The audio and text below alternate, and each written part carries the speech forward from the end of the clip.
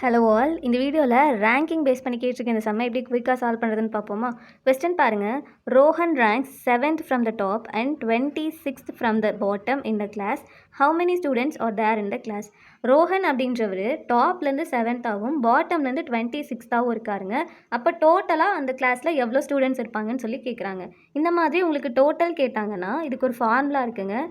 Total equal to R1 + R2 - 1. R1 அப்படின்றது உங்களுக்கு டாப்லேருந்து எடுத்துக்கணுங்க. So டாப்லேருந்து அவர் 7th தானே இருக்கார். ஸோ 7 + R2னா பாட்டம்லேருந்து எடுத்துக்கணும். 26 இருக்காரா, -1. இப்போ இதை சால்வ் பண்ணுங்கள். 26 - 1 எவ்வளோ? 25. ஸோ 7 + 25 எவ்வளோங்க? 32 தானே. ஸோ டோட்டலாக எவ்வளோ ஸ்டூடெண்ட்ஸ் இருப்பாங்க? 32. Option B. கிளியராக இருக்குங்களா? இந்த மாதிரி ரேங்கிங் கேட்டாங்கன்னா டாப்லேருந்து எடுத்துக்கிட்டிங்கன்னா R1ல் சப்ஸ்டியூட் பண்ணுங்கள். பாட்டம்லேருந்து எடுத்திங்கன்னா R2ல் சப்ஸ்டியூட் பண்ணி டோட்டலாக வர வேல்யூவில் ஒன்று மைனஸ் பண்ணிங்க அப்படின்னா உங்களுக்கு டோட்டல் ஃபைண்ட் அவுட் பண்ணலாங்க.